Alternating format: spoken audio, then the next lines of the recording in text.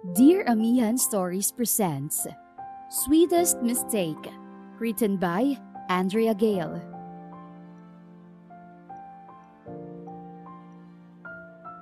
Hoy Liz, isang buwan na kayong hiwalay ni Amiel ah. Kailan mo babalak mag-move on? Tanong ng kaibigan ni Liz na si Mindy. Nasa isang bar sila na pangmayaman. Nakapasok lang siya roon dahil kay Mindy.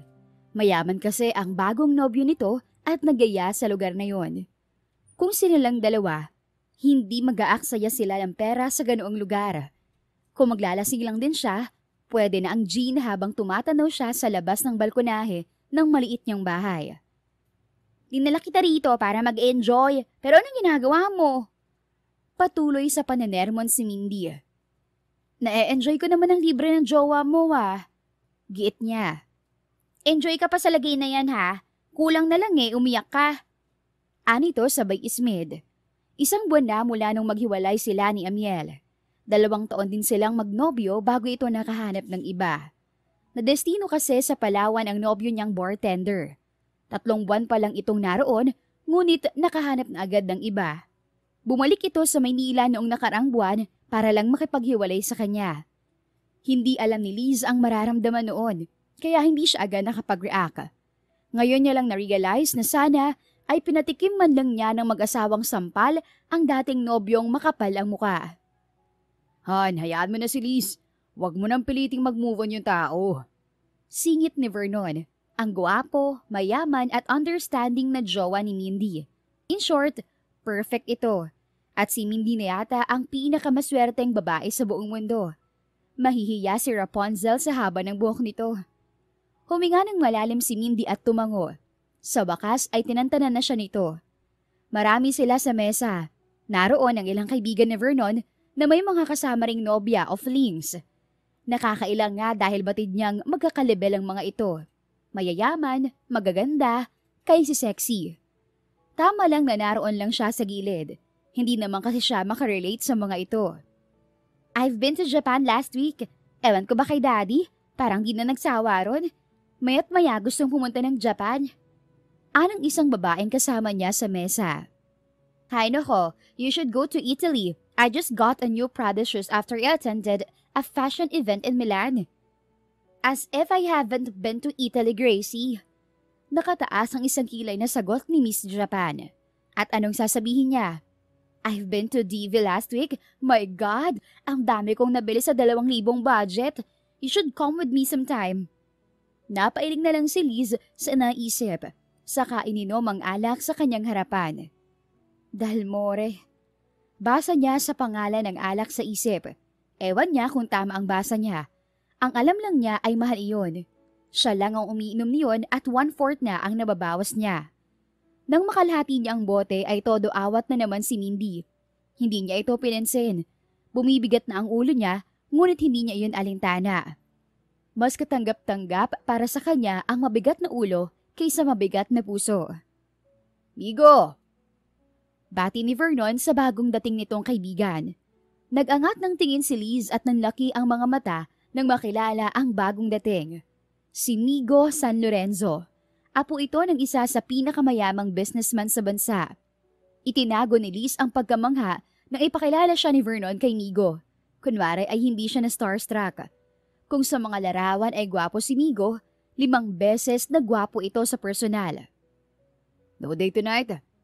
Tanong ni Vernon kay Migo. Wala Ani Migo. Kumamot ito sa likod ng ulo na parang napahiya.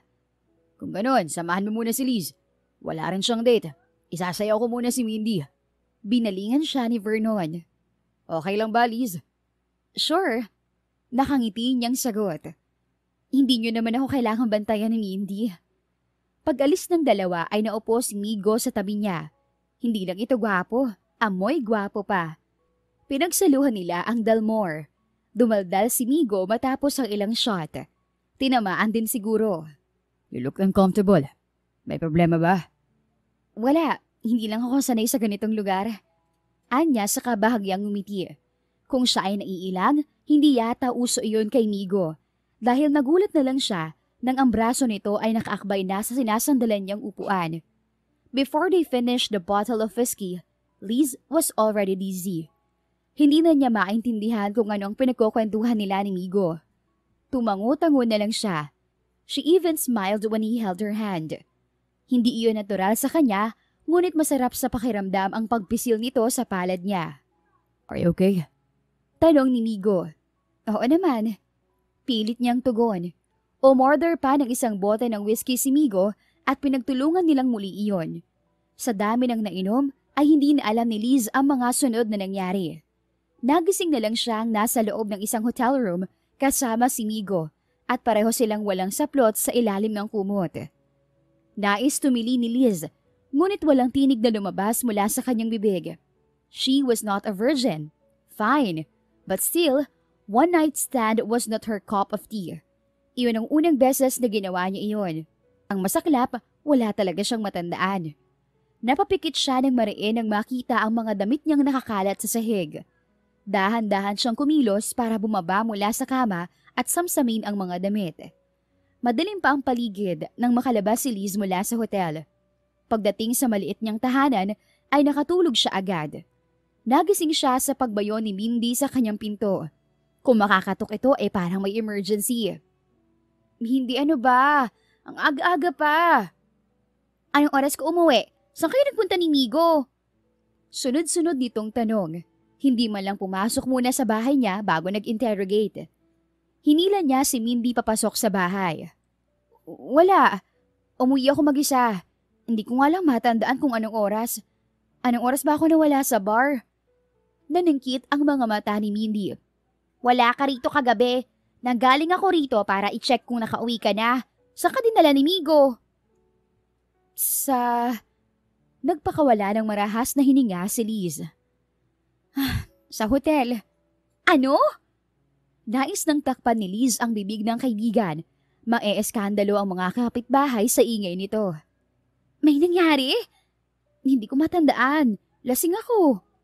Baliwala niyang tugon. Nababaliw ka na ba ha? Bakit ka sumama sa kanya? Bakit hindi mo ako pinigilan? Hindi ko nakitang umalis kayo. Wala na tayong magagawa. Huwag mo na ako sermonan. Ganun lang? Ano bang gusto mo? Puntahan ko siya. Sabihing panugutan niya ako? Diyos ko, Mindy. Hindi ako 16 years old na virgin. It happened. We're both adults. No big deal. Maliligo na ako. Hintayin mo ako para sabay na tayong pumasok. Wala pang 30 minuto ay handa na si Liz sa pagpasok sa trabaho. Sales lady siya sa isang mall samantalang manager naman doon si Mindy. Ito ang nagpasok sa kanya sa mall na iyon. Dati na siyang nag-waitress sa isang bar kung saan niya nakilala si Amiel. Ngunit nag-resign din siya nang muntik nang may mag-table sa kanya at imbis na pigilan ng may-ari ay ibinugaw pa siya. Kababata niya si Mindy. Sa probinsya sila lumaki.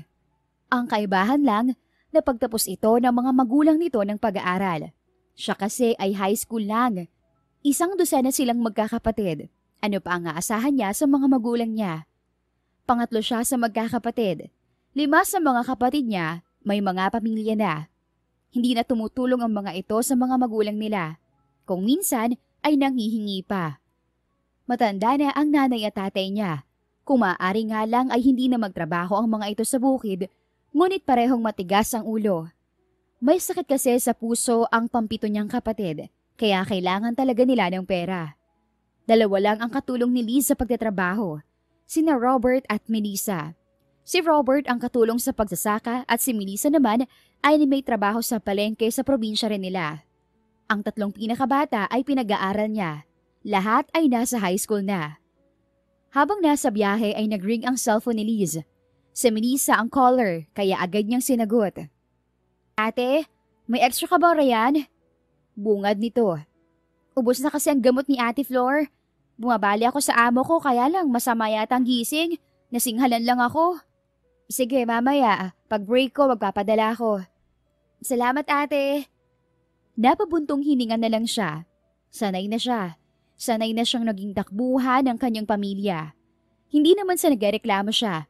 Gusto niyang makatulong sa mga ito. Minsan lang, parang napapagod din siya sa routine niya sa buhay. Pagdating sa locker room ay agad niyang chinek ang laman ng wallet. May 3,000 pa roon. Ang kalahati, ipapadala niya sa kapatid. Ang kalahati, pagkakasyahin niya hanggang sa katapusan ng buwan. Tumingin si Liz sa salamin at saka ngumiti. Kaya pa yan, Liz. Kaya mo pa. Pagkausap niya sa sarili. Makalipas ang mahigit 1 buwan. Liz, hindi ko magagawa ng paraan ng trabaho mo. Ani Mindy kay Liz nang dalawin siya nito sa bahay. Kahapon lang ay nasinghalan siya ng "You're fired" ng bisor niya. Ano ba kasi nangyari? Halos araw-araw kang late. Bigla ka na lang ding nawawala sa gitna ng duty mo. Ang sabi ng bisor mo, hindi pwedeng wala kang absent sa loob ng 1 linggo. May sakit ka ba? Hindi na matandaan ni Liz kung kailan nagsimula ang madalas na pagsama ng kanyang pakiramdam. Nitong nakaraan ay hindi na rin siya nakakaraket dahil wala siyang lakas na tumungo ng divisorya para mamili. Ang gusto niya ay mahiga lang ng mahiga sa papag. Nagpatingin ka na ba sa doktor? Tanong ni Mindy. Umiling siya at agad na tumayo para tumakbo sa lababo. Parang binabaligtad ang sikmura niya. Hindi pa siya kumakain kaya wala siyang maisuka at iyon na yata ang pinakamasamang pakiramdam sa buong mundo. Kailangan na nga yata niyang magpa-check up. Pagbalik niya sa sala na ilang hakbang lang mula sa kusina, ay ang nanlalaking mga mata ni Mindy ang sumalubong sa kanya. Bakit? Nagtatakang tanong niya sa kaibigan. Buntis ka ba? Aha? Imposible yun. Kailan ba silang huling nagkaroon ng contact ni Amiel? Alam mo namang wala akong boyfriend eh. Si Migo, mahigit 1 buwan na nung dalhin ka niya sa hotel, di ba? My God! Hindi man lang kayo gumamit ng kondom? Parang lalong bumigat ang ulo niya. Wala nga siyang maalala. Paano niya pa matatandaan kung gumamit ang Migo na iyon ng kondom o hindi? Napakapit siya sa pinto ng aparador. Hihimatayin yata siya. Hindi. Oh, samahan mo ako magpa-check up. Day off mo ngayon, di ba? Nanlamig ang buong katawan ni Liz nang kumpirmahin ng doktor na 5 linggo na siyang buntis. Nais niyang umiyak ngunit walang luhang lumalabas sa kanyang mga mata. Ano ng plano? Tanong ni Mindy pagbalik sa bahay niya. Wala pa. Hindi ko pa alam. Mahihirapan ka lalong maghanap ng trabaho sa ngayon. Mukhang sensitibo pa ang pagbubuntis mo. May bala ka bang sabihin to sa mga magulang mo? Huwag mo na. Ayoko nang dagdagan pang problema nila. Kay Migo, anong plano mo? Wala pa rin. Dapat na ba niyang malaman? Kaya mo bang buhayin mag-isa yung anak mo kasabay ng pagtulong mo sa pamilya mo? Hindi siya nakaimik. Oo, kailangan niya si Migo. Pero mapapaniwala ba niya ito? O pakinggan man lang siya kaya nito? 1 beses lang kasing may nangyari. Paanong may nabuo agad? Sa dami ng iniisip niya, ay dumagdag pa ang kasera ng inuupahan niya. 2 buwan ka nang hindi nakakapagrenta, Liz. Alam ko ho. Inis niyang tugon. Magbabayad ho ako. Bigyan niyo lang ako ng konti pang panahon. Wala ka nang ang advance at deposit sa bahay na to. Nalilate pang renta mo. Abay maghanap-hanap ka na ng ibang matitirhan dahil pauupahan ko na tong bahay na to sa iba. Akala mo naman ang ganda-ganda ng paupahan mo. Iyon ang nais niyang sabihin, ngunit nagtimpi siya. Dadalhin ko na lang ho sa inyong renta ko. Pangako niya. Ngunit ang totoo ay simot na siya. Wala nang 500 ang laman ng wallet niya. Dinala na naman kasi sa ospital si Flor. Kailangan mo ng pera? Tanong ni Mindy sa kanya. Huwag mo na akong intindihin. Marami na akong utang sa'yo. Papakiusapan ko na lang yung kasera ko. So, balik tayo kay Migo. Sasabihin mo na ba sa kanya? Pag-iisipan ko pa. Oras na para hantingin mo ang ama ng anak mo. Ani Mindy kay Liz. Magkatabi sila sa kama ni Mindy. Tuluyan lang napalaya si Liz sa inuupahang bahay makalipas ang 1 linggo. Kaya nakisiksik muna siya sa silid ni Mindy. Bed spacer lang doon ang kaibigan niya at ipinakausap lang niya sa may-ari. Pumayag naman ang kasera, ngunit hindi raw siya pwedeng magtagal dahil unfair sa ibang bed spacer. Hindi kalakihan ang silid ni Mindy, ngunit pwede na para sa kanilang dalawa. Maniniwala kaya siya? Tanong naman ni Liz. Uso na po ang DNA testing. Mapapatunayan mo namang kanya yan eh. San Lorenzo ang anak mo, Liz. Huwag mong ipagkait sa kanya ang buhay na nararapat lang para sa kanya. Hindi mo naman hinihinging pakasalan ka ni Migo eh. Kailangan lang niyang panagutan ng anak ninyo. Hindi mo binuong mag-isa yan, no? Hindi naman talaga ako nangangarap na pakasalan niya. Wala kaming relasyon. Kinabukasan ay isinama siya ni Mindy sa opisina ni Vernon. Doon daw nila tatagpuin si Migo. Hindi pa alam ni Migo ang pakay niya at kung malalaman nito ay malamang na hindi siya haharapin. Ilang minuto pa ay nakarinig na siya ng pagkatok, lalo nang dumagundong ang kanyang dibdib. Dude, what's up? Ani Migo pagkabukas ng pinto. Mukhang nagulat pa ito nang makita sila ni Mindy. Hey, Bati nito kay Mindy. natatandaan mo pa ba si Liz? Tanong ni Vernon kay Migo. Kumunot ang noo ni Migo na parang hindi siya nito naaalala. Batuhin niya kaya ito ng sapatos. Kaibigan ko siya. Singit ni Mindy. Halata ang inis sa tono nito. Kasama natin siya sa bar 1 buwan na nakakaraan. Umalis kayong dalawa nang hindi namin nalalaman. I remember her. Putol ni Migo sa sinasabi ni Mindy. Mag-usap muna kayo ni Liz. May sasabihin siya sa yung importante, dude. Niyaya na ni Vernon si Mindy palabas ng silid. Naupo si Migo sa tapat niya nang silang dalawa na lamang ang naroon. What is this important matter? Nakangiting tanong ni Migo. Ewan na lang niya kung mapangiti pa ito pagkatapos niyang sabihin na buntis siya at ito ang ama. Buntis ako. Walang paligoy-ligoy niyang wika. And? Anong kinalaman ko? Nagtatakang tanong ng buwisit. Ikaw ang ama. Pikon niyang tugon. Sasabihin ko ba sa yung buntis ako kung wala kang kinalaman ha? Hindi agad tumugon si Migo. Tila pinoproseso pa nito ang sinabi niya. Wait, how can I be the father? Sa tingin mo, paano? It happened once. Pero hindi ibig sabihin na yon na hindi na ako mabubuntis, di ba? How sure are you that I'm the father? Tanong nito. Wala akong ibang nakaano maniban sa'yo. But you're not a virgin before something happened to us. Ngayon niya lang napagtantong ungentleman ang ugok. 3 buwan na kaming hiwalay ng ex ko nung may nangyari sa atin. I'm 5 weeks pregnant at ikaw lang ang huling lalaking. Ayaw na niyang ituloy. Nai-stress lang siya. Well, I need proof. Let's talk when you're certain that I'm the father. I'll consult a doctor about it.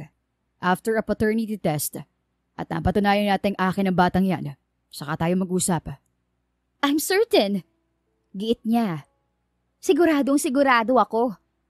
Pero ako hindi. Tumayo na ang walang hiya at akmang tatalikod na ng pigilin niya. Kailangan ko ng matitirhan. Pinalayas ako sa inuupahan kong bahay. Naningkit ang mga matang tiningnan siya ni Migo. Are you sure the baby's mine? Or you're just using him para pirahan ako?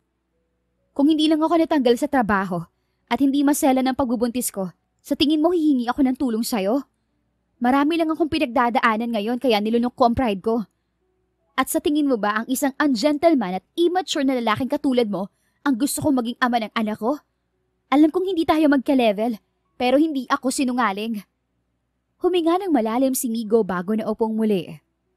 I have a girlfriend. Hindi ako nagdedemand ng kasal. Matitirahan lang sa ngayon ang hinihiling ko sa'yo. Hanggang sa makapanganak lang ako.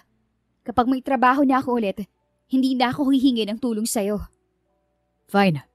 Maghahanap ako ng matitirhan mo. And if you have more demands, let's talk after the paternity test. You can demand anything, but not marriage. Are we clear? Tumango si Liz. Siguraduhin mo lang na maihahanap mo ko ng matitirhan. Ang sabi ni Mindy ay 9 to 25 weeks pa raw bago maaaring magsagawa ng prenatal DNA testing.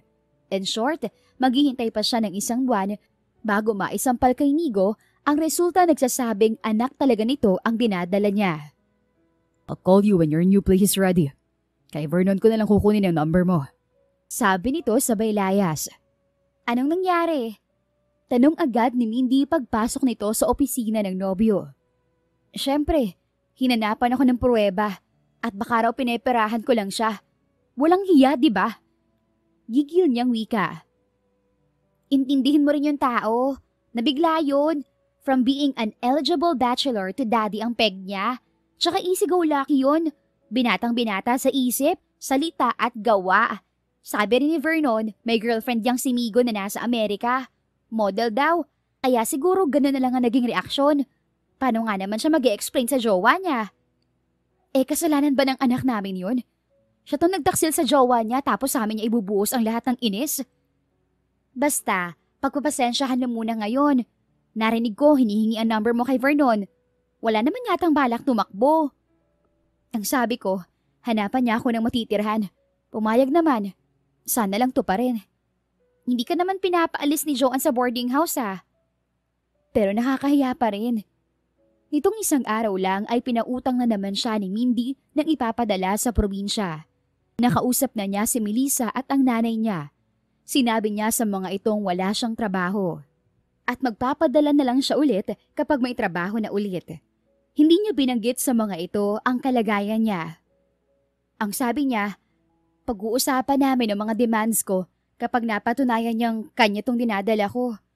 Kuwento niya kay Mindy. Mabuti naman. Maliban lang sa kasal. Ano naman? Hindi mo naman yun ide-demand. Napangiti na si Liz. Hindi talaga. Kahit magmakaawa siya sa akin pakasalan ko siya, hindi ako papayag. Nagkatawanan silang magkaibigan. Marahil ay dahil pareho nilang alam na imposibleng dumating ang araw na ang isang Migo San Lorenzo ay magmamakaawa sa kanyang pakasalan ito kahit na may anak sila. Kahit umiyak siya ng dugo, wag kang papayag, okay? Promise. Paano pag na-inlove ka sa kanya? Hindi siya ka-in love, kaya hindi ako masyadong nag-aalala sa bagay na yan. Isang linggo na ang nakakaraan mula ng pangakuan si Liz ni Migo na iahanap ng matitirhan. Sa awa ng Diyos, nakikitira pa rin siya kay Mindy. Dahil wala na siyang tiwala sa pangako ni Migo, ay nagdesisyon siyang puntahan ng lalaki sa bahay ng mga ito. Ayaw na niyang maghintay ng tawag at baka manganak na lang siya ay hindi pa rin dumarating ang tawag na yon. Nahihiya na rin siyang lumapit kina Mindy at Vernon. Wala po si Sir Migo, ma'am. Anang gwardya nang nasa gate na siya ng bahay ng mga San Lorenzo. Pwede ba, Manong? Huwag niyo nang itago ang magaling na lalaking yun sa akin. Inis niyang tugon. Plano yata ni Migo na takbuhan siya. Pues, maganda ito dahil hindi niya ito tatantanan. Hindi ko siya tinatago, ma'am. Wala talaga siya rito. May mensahe ba kayong gustong iwan? Gusto ko siyang makausap. Frustrated niyang wika. Sandali, ma'am. Tatawag ako sa mansyon. Nawala sa harap niya ang gwardya. Ilang minuto ang lumipas bago siya nito muling hinarap. Lalabas daw po si Sir Diego. Siya na lang ang kausapin niyo. At sino naman yon? Hindi na siya sinagot ng gwardya kaya naghintay na lang siya. Isang lalaking mukhang nasa mid-20 si Diego. Magandang tanghali. Bati nito sa kanya. Assistant ako ni Sir Oscar San Lorenzo. Anong ipaglilingkod ko sa inyo? Si Migo ang kailangan ko. Kalmado niyang wika. Pasensya na po pero nasa Macau si Migo ngayon. Bukas pang balik niya. Nasa Macau dahil pinagtataguan ako? Nang gigigil niyang tanong. May sasabihin pa sana siya, ngunit bumuway ang pagkakatayo niya. Salamat at maagap na nasalo siya ni Diego. Okay ka lang, miss? Oo. Pasensya na. Maselan lang ako magbuntis. Buntis ka? Gulat na tanong ni Diego. At hinahanap mo si Migo dahil... Oo. Kaya please lang, wag mo niya na siyang itago sa akin. Inalalayan siya ni Diego na makapasok sa loob ng bakura ng mga San Lorenzo. Ganoon na lang ang kanyang pagkamanga sa karangyaang nasaksihan. Hindi bahay ang nasa likod ng gate, kundi isang mansyon. Malaking mansyon. Sa sala ay pinaghintay siya ni Diego. Hindi makakarating si Migo sa ngayon dahil totoong nasa Macau siya. Paliwanag ni Diego. Pero maaari mo ring sabihin kay Sir Oscar ang mga concerns mo. Pwede mo ba siyang mahintay?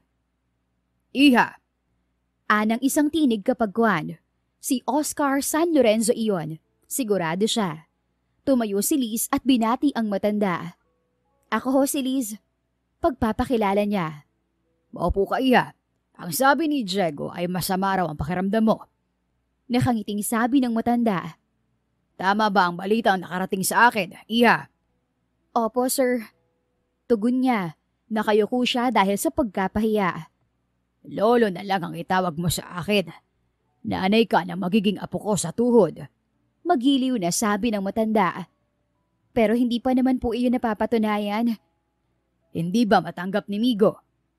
Hindi naman po siya ganon. Gusto niya lang po ng katibayan at naiintindihan ko po iyon. At nandito ka dahil? Dahil hindi siya tumupad sa usapan namin.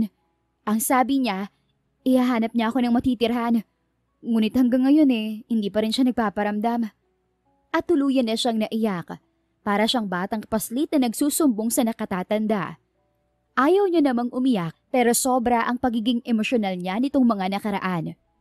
Sa pag-uusisa ng matanda ay naikwento niya rito ang pagkakatanggal niya sa trabaho at pagpapalaya sa kanya sa inuupahang bahay. Mga bagay iyon na hindi nila maayos sa napag-usapan ni Migo dahil madaling-madali itong layasan siya. Mabuti pa ang lolo nito, nakinig sa kanya. Ako na ang hihingi ng despensa sa ginawa ng apo ko, iya. Anang matanda. You can stay here for a while. Maraming bakanting silid sa bahay na ito. Isa pa, mas maganda yung may kasama ka sa bahay. Ang sabi mo ay nasa probinsya ang pamilya mo at hindi nila alam ang sitwasyon. Pero, sa puso ko, nararamdaman kong apo ko sa tuhod yung dinadala mo. Nakangiting sabi pa ng matanda. Kung hindi, you can always go. Huwag mong intindihin ang sasabihin ni Migo. Ako ang bahala sa kanya. Sa ngayon, ang importante ay kayong dalawa ng bata. Sigurado po ba kayo? Of course. Ipapakuha ko kay Diego ang mga gamit mo. Tinawag nito ang poging assistant at sakabi ni Linan. Ipahanda mo ang isang guest room. Dito muna si Liz. Ikaw na rin ang bahala sa mga gamit niya. Okay, sir. Muling binalingan siya ng matanda. Welcome to our house, Liz. What are you doing here? Gigil na tanong ni Migo kay Liz kinabukasan. Kung marunong kang tumupad sa pangako, sa tingin mo ba mangyayari to? Palaban niya ring tugon. Bakit ba kasi hindi ka makapaghintay? 1 linggo ko naghintay. Nagbakasyon ako sa Macau kaya hindi agad ako nakahanap na matitirhan mo. Pero aayusin ko yun ngayon din kahit wala pa akong pahinga. Ang galing mo rin kasi. Nagagawa mo pang magbakasyon sa kabila ng sitwasyong to? O kung hindi mo talaga kayang kanselahin ang lakad mo, sana nagsabi ka. Eh di hindi na sana ako nagpunta rito. It was planned even before you tell me you're pregnant. Anyway, I will find a place for you. Dito lang siya, Migo. Anang isang tinig. Sabay pa sila ni Migo na napalingon sa may-ari ng tinig na iyon. Si Lolo Oscar. Pero Lo, ilang linggo na lang naman. Bakit hindi mo na natin hintayin ang resulta ng prenatal DNA testing? Kapag may resulta na, saka kayo magdesisyon kung ano ang dapat gawin. Sa ngayon, kailangan ni Liz ang matutuluyan at hindi natin iyon ipagkakait sa kanya. Hindi ko naman ipagkakait, Lo. Hahanapan ko nga siya ng bahay, di ba? You will let a pregnant woman live on her own? Galit na tanong ni Lolo Oscar sa apo. Hindi nakakaibo si Migo sa lolo nito. Maging si Liz ay natahimik. Dito lang si Liz. Pinal na wika ng matanda sa kanaglakad palayo. Hindi ko alam kung anong pinakain mo sa lolo ko at nagkakaganyan siya. Asik ni Migo sa kanya nang makalayo ang lolo nito. Ito talagang gusto mo mangyari, no? Ang gusto kong mangyari ay panagutan mong anak ko. Iyon lang at wala nang iba. Hindi ako titira rito habang buhay kung iyon ang iniisip mo. Siguraduhin mo lang talaga na anak ko yung dinadala mo. Malamig na wika ni Migo saka siya tinalikuran. Bumalik siya sa silid at agad niyang hinanap ang cellphone. May mga text messages na mula sa kapatid niya. As usual, pera na naman. Imbis na mag-reply ay tinawagan niya si Melissa. Melissa, di ba sinabi ko sa'yo na wala akong trabaho ngayon? Kunot ang noong sabi niya sa kapatid nang sagutin nito ang tawag. Alam ko ate, nagbabaka sakali lang naman ako. Ano na naman ang problema? Ano kasi, ate? Ano? Naiinip niyang tanong. Buntis ako ate. Napapikit siya. Ngayon pa talaga sumabay ang kapatid niya. Nangihinang naupo siya sa kama. Alam na ni nanay. Hindi pa. Ayokong sabihin at baka atakihin ng high blood si tatay. At sa tingin mo, hindi nila malalaman? Ilang buwan na? 3. At bakit ngayon ka lang nagsabi? Ate, Umiyak na nang umiyak si Melissa at wala na siyang naintindihan sa sinasabi nito. Anong sabi ng nobyo mo? Tanong niya nang makabawi. Papakasalan niya raw ako. Iyon naman pala. Magsabi ka na kay nanay at tatay kung papanagutan ka naman pala ng nobyo mo. Natatakot ako, ate. Umuwi ka muna. Samahan mo ako magsabi kay nanay. Hindi ako pwedeng umuwi. Mabilis niyang sagot. Ate. Hindi magagalit ng todo si tatay kung papakasalan ka naman ng nobyo mo. Pero teka, bakit mo kailangan ng pera? May mga nasira kasi ako sa tindahan. Pinababayaran sa akin. Naibayad ko na ang sweldo ko. Kulang pa rin. Gusto ko rin sanang magpa-check up sa bayan. Huminga ng malalim si Liz. Tingnan ko kung magagawan ko ng paraan. Pero Melissa, magsabi ka na kina nanay. Huwag mo nang patagalin yan. Kumalap muna siya ng lakas ng loob bago lumabas mula sa kanyang silid at nagtungo sa silid ni Migo.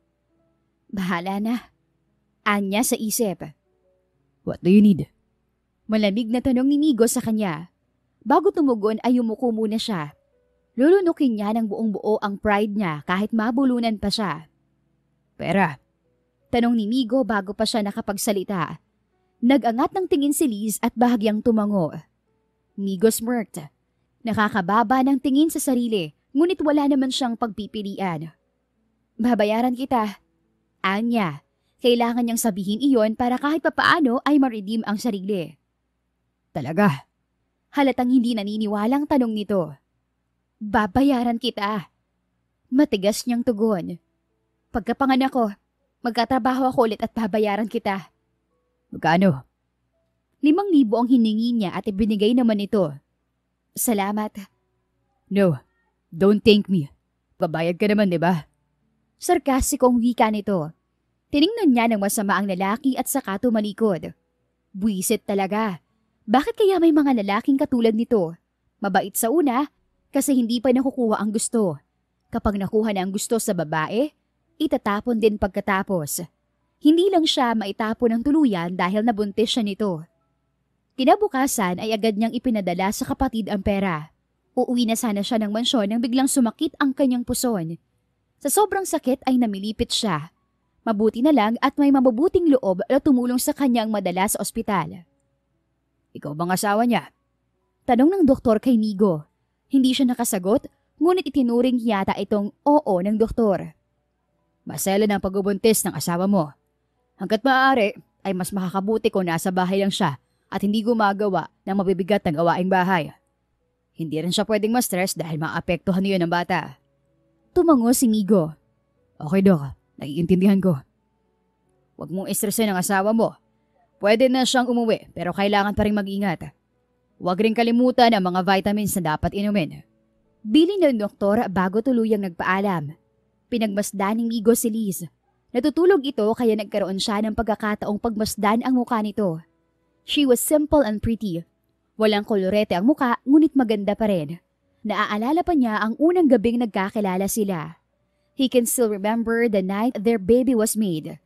May isang parte ng katawan niya ang nag-react dahil sa alaalang iyon kaya nag-iwas na siya ng tingin kay Liz. Malaking parte ng isip niya ang nagsasabing kanya ang bata, ngunit mayroon ding parte na nagdududa.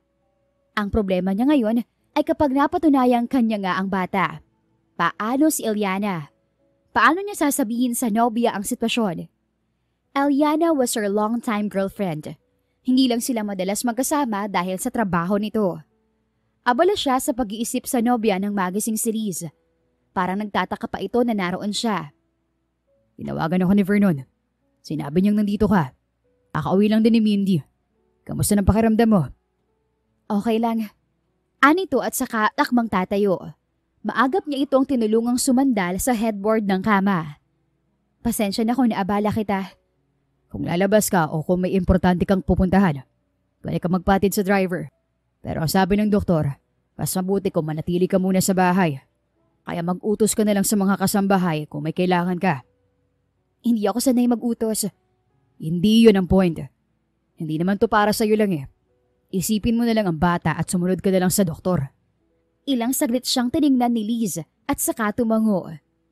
Bawal ka rin daw ma-stress. Sino kayang dahilan ng stress ko?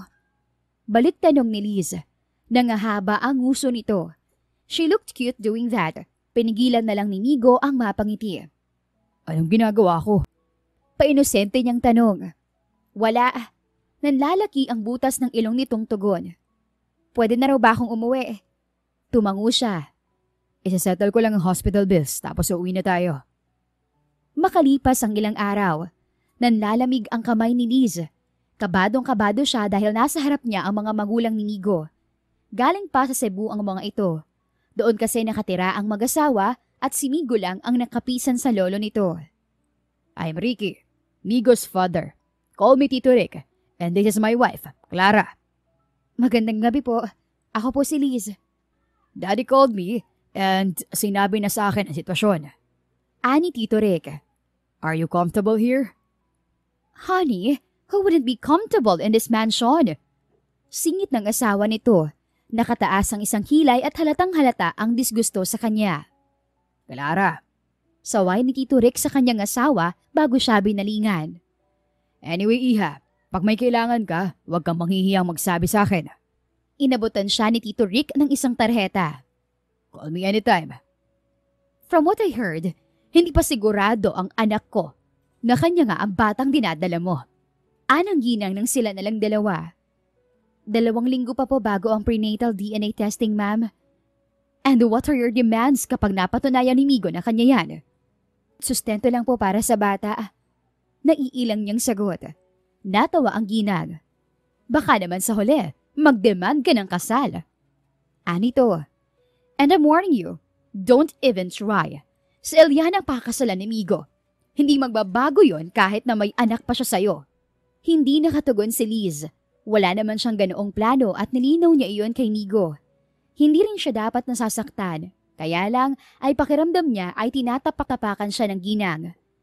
Ikinuyom niya ang mga kamay sa ilalim ng mesa. Pasalamat na rin siya at dumating si Migo. Nagulat pa ito nang makitang kasama niya ang nanay nito. Mommy. Anak, dinalaw lang namin ang daddy mo si Liz. Nakangiting sabi ng ginang sa anak. Kung makangiti ito ay parang walang nangyari sa kanilang dalawa. Narito rin si Daddy. Kausap ng lolo mo. May pinag-uusapan kayong importante? Tanong ni Migo sa kanilang dalawa ng mommy nito. Wala naman. Tugon ng ginang. Oo na po ako. Masama kasing pakiramdam ko. Pagsisinungaling niya. Pinilit niyang ngumiti habang tumatayo. Akala niya ay sa pelikula lang may ganon. Iyong bang matapobreng mayaman. Mayroon din pala niyon sa totoong buhay. Malas niya lang at nakaharap pa niya. Sa punilis ang dibdib pagdating sa kanyang silid. Sa tuwing sumasama ang loob niya ay kasunod na niyon ang chest pain. Marahil ay dahil lang iyon sa pagbubuntis niya. Nag-uumpisa pa lang umigi ang pakiramdam niya nang makarinig siya ng pagkatok. Tuloy. Anya, si Migo ang iniluwa ng pinto. Oh, nagtatakang tanong niya. Ayos ka lang? Tanong nito na ikinagulat niya. Ayos lang. Umutla ka kasi kanina. Pilit siyang ngumiti. Okay lang ako. Sure ka? Oo nga. Walang sinabi si mommy sa'yo? Nabura ang ngiti niya. Hindi niya kasi alam kung paano magsisinungaling. Sa huli ay umiling siya. Wala. Ano naman ang sasabihin niya sa akin? Umiling si Migo. Maya-maya ay may iniabot sa kanyang sobre. Pampacheck up mo bukas. Tsaka kung may gusto kang bilhin. Sinabihan ko na ang driver kaya huwag kang umalis na mag-isa. Salamat. Kinabukasan ay maagang naghanda si Liz sa pagpunta sa klinik. Saan ang lakad ang muntis? Tanong ni Diego nang makitang paalis siya. Magpapacheck up. Nasaan si Migo? Ito naman, parang bagong-bago. Sa tingin mo ba, sasamahan ako nun? Baka nga hindi pa yun umuwi mula sa gimmick eh. Ako na magdadrive sa'yo papuntang klinik. Alok ka nito. Naku, wag na. Alam ko namang busy ka. Day off ko ngayon. May pinag-usapan lang kami ni Sir Oscar at uuwi na rin ako. Tara na. Maayos naman ang lahat, Liz. Anang obstetrician pagdating nila sa ospital. Basta ay tuloy-tuloy mo lang ang vitamins at sundin ang mga payo ko. Pagkatapos ng check-up, ay inihatid na siya ni Diego sa mansyon. Wag mo na akong ihatid sa loob. Kaya ko maglakad mag-isa. Natatawang sabi niya rito nang akmang lalabas pa ito ng sasakyan. Nakangiting tumango ito. See you tomorrow. Pagpasok ni Liz sa mansyon ay ang nakasimangot na si Migo ang nakasalubong niya. Nasa sala ang lalaki. Nakakrus ang mga braso sa dibdib. Mukhang bagong gising dahil nakasuot lang ng boxer shorts at pink t-shirt. Bakit hindi ka nagpahatid kay Manong Pilo? Tanong nito sa kanya. Nagalok si Diego. Nakakahiya namang tumanggi. Nang hindi na magsalita si Migo, ay tinanguan niya ito bilang pamamaalam. Naglalakad na siya papalapit sa hagdan nang magsalita ulit ang lalaki. Nag-almusal ka na. Nilingon niya ito para alamin kung siya ba ang kausap nito. Nang makitang walang ibang tao sa paligid, ay sakalang siya sumagot. Uminom ako ng gatas kanina. Almusal bang tawag doon? Maaskad nitong tanong. Ang sungit-sungit nito sa umaga. Nakakainis. Let's eat breakfast. Sabay tayo? Napapikit si Migo. Para bang pikon na pikon ito sa kanya. Bakit ang sungit mo? Hindi niya napigilang itanong. Imbis na sumagot, ay naglakad ito patungong komedor. Napilitan na lang siya na sumunod. Kumain ka pa. Ani Migo sa kanya. Wala akong gana. Anya. Sumimangot naman si Migo. Pero kapag si Diego ang kasabay mo, marami kang nakakain. Paano nito iyon nalaman? Lumalakas siyang kumain kapag nagluluto si Diego. Pakiramdam niya ay pinaglilihian niya ang lalaki. Gusto ko ang luto niya. Pag-amin niya. Masarap din naman ang mga to. Anito habang nakatingin sa mga pagkain na kahain sa mesa. Oo, pero hindi ko type. Kailangan ko pa bang puntahan si Diego para magluto ng pagkain mo? Malamig nitong tanong. Hindi, lalo na kung masama naman ang loob mo. Ano bang ipinuputok ng butse mo? Hindi mo na kasi iniisip yung bata. Concern ako sa bata at hindi sa'yo. Kahit ayaw mo ng pagkain, inin mo dahil para rin yun sa bata. Bago pa man makatugon si Liz ay nakapag-walk out na si Migo. Inirapan na lang niya ito habang naglalakad palayo.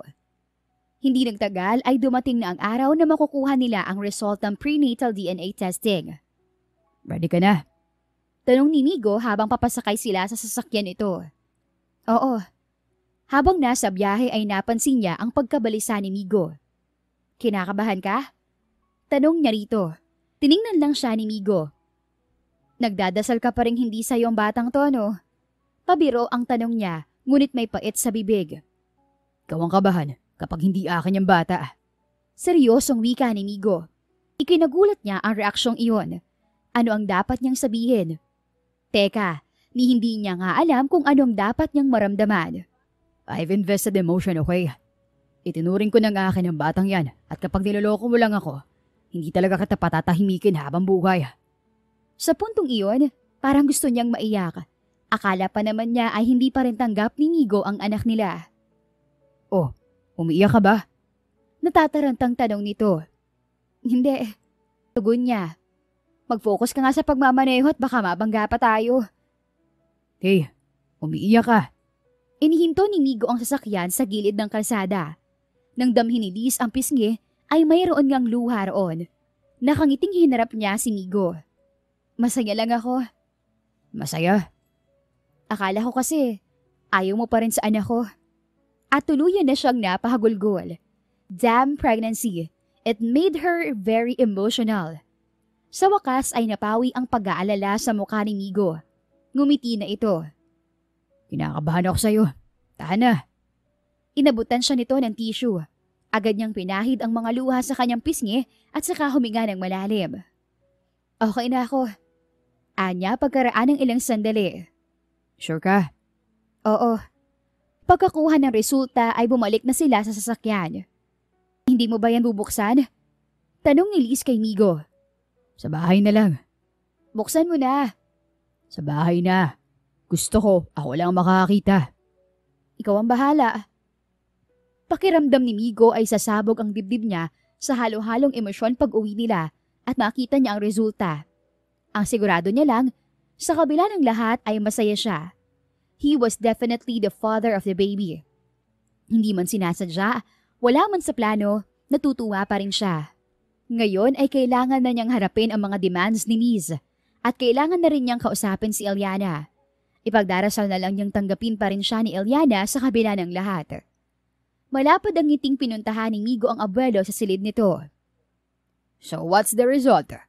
Excited na tanong ng lolo niya. I'm the father. Masaya niyang tugon. I told you, I can feel it. Ngumiti si Migo. Parang masayang-masaya ka po. I'm glad I'm the father. Pag-amin niya. So paano ang magiging setup niyo ni Liz? Pag-uusapan na po namin. In fact, pupuntahan ko po siya ngayon. Do you want to come with me? Hindi na. Kayong dalawa lang dapat ang mag-usap tungkol dyan. I just hope everything will be fine. Thanks, Lo. Liz is not a difficult woman. I would be glad if you just... Lo, I have Eliana in my life. Siya, mag-usap na kayo ni Liz. Be nice to her. I am nice to her. Hindi yan ang nakakarating sa akin. Lolo. Ngumiti ang lolo niya at tininaboy na siya palabas. Napapailing na sinunod niya ito at saka dumiretso sa kwarto ni Liz. Ano, alam mo ng resulta? Salubong sa kanya ng babae. Yeah, I'm sorry for not trusting you first. Naiintindihan ko yon, kaya wag ka na mag-sorry. Pwede na ba nating pag-usapan ng kontrata? Kontrata? Maganda ng legal. You don't trust me, don't you? Paano kung tuyuin ka na naman? Saka okay nga yun, di ba? Para maipakita mo kay Eliana na hindi ka magpapakasal sa iba, kahit ano pang mangyari. Fine. So, what are your demands? Bahay. Yung rentahan lang naman. Sasagutin mo yung renta habang wala pa akong trabaho. Pero kapag nakapagtrabaho na ako nang bahala. Sustento ng bata at pangangailangan ko habang wala pa akong trabaho. Bigyan mo lang ako ng kalahating taon pagkatapos kong manganak. At wala na akong hihingin sa'yo pagkatapos, maliban sa pangangailangan ng bata. Yun lang? Yun lang. No, change it. I will buy you a house. Pero saka ka na titira ron. Katapos mo mga anak.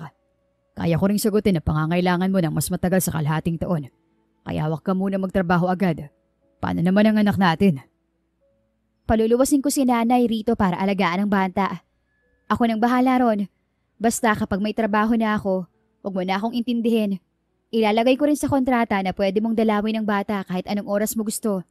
Pati na rin ang hindi ko pagdedemand ng kasal. Kaya kapag maayos na, pipirmahan ko na lang. So, okay na tayo? May kapatid ka raw na may sakit. Ako nang sasagot sa pangangailangan niya para hindi ka na nag-aalala. Masama yun sa baby. Saan mo yan narinig? Importante ba yun? Bakit hindi mo sinabi sa akin na mabigat palang responsibilidad mo sa pamilya mo? Hindi mo naman yun kailangan malaman. Problema ko yun. Hindi ka nga pwedeng mamroblema, di ba? Giit niya. Ako na munang bahala sa pamilya mo ngayon. Hanggang hindi mo pa kaya at hindi ka pwedeng tumanggi. Hindi. Bawal tumanggi. Ipapaayos ko na kagad ng kontrata. Dadalhin ko sa'yo kagad. Kinagabihan ay nakatanggap ng tawag si Liz mula sa nanay niya. Ano po? Nagtatakang tanong niya. Nagpadala ka kamo ng pera eh. Di ba ang sabi mo wala kang trabaho? Saka kumukuha ng pera ngayon? Ipon po. Pagsisinungaling na lang niya. Alam niya kung sino ang may kagagawa niyon. Bakit naman kasi hindi man lang siya sinabihan ni Migo para nakapag-isip man lang siya ng palusot? Ipon? 20,000? Gulat na tanong ng nanay niya. 20,000? Gulat niya ring tanong. Opo, may nahanap na kasi akong trabaho kaya ipinadala ko na lahat ng ipon ko sa inyo. Para rin yan sa gamot ni Flor. Abutan niyo na rin si Melissa kung kailangan niya ng pera. Wala ka namang ginagawang illegal dyan sa Maynila, anak. Natawa si Liz. Wala, Nay. Mag-date kayo ni tatay kapag may sobra sa ipinadala ko. Kung may ganito kakalaking pera, bakit hindi ka na lang muna umuwi rito? Makakatrabaho na kasi ako, Nay. Pagsisinungaling niya. Sa susunod, ako na lang ang dalawin niyo rito sa Maynila. Magpapadala ako ng pamasahe, okay? Sige, anak. Salamat, ha? Nang matapos ang tawag ay agad niyang hinagilap si Migo. Natagpuan niya ang lalaki sa silid nito. Bakit ka nagpadala ng pera sa probinsya nang wala akong kamalay-malay? You're welcome. Sarkastikong tugon ng lalaki. Inirapan niya ito. Nataranta ako sa kakaisip ng palusot, alam mo ba? Hindi mo man lang ako binalaan. Tsaka ang laki ng ipinadala mo. Mawiwindang ako sa'yo eh. Ito na ang kontrata. Imbes ay wika nito. Inabot sa kanya ang isang folder. Basahin mong mabuti bago mo pirmahan dahil baka may gusto ka pang idagdag. Idagdag? Baka ibawas. Ani Lee sa sarili habang binabasa ang kontrata pagbalik niya sa silid. Lahat ay pabor sa kanya. Inatake siya ng katamaran kaya tinawag na lang niya si Migo. Sobra-sobra. Anya rito. Ang laman ng kontrata. It's okay para wala ka nang aalalahanin. Mas nag-aalala pa ako sa mga ginagawa mo eh. Why? Ayoko namang isipin ng mga tao na sinasamantala kita dahil lang nabuntis mo ko. Who cares about what they think? Ako. Come on, Liz. For a moment there, she froze. Bakit ang sarap pakinggan ang palayaw niya kapag ito ang bumibigkas? Inalog niya ng bahagya ang ulo para magising. Ibibigay mo lang ang mga hinihingi ko. Baguhin mo tong kontrata na to. Imbis na sumagot ay nawala si Migo sa kabilang linya. Hindi nagtagal ay nasa harap na niya ito.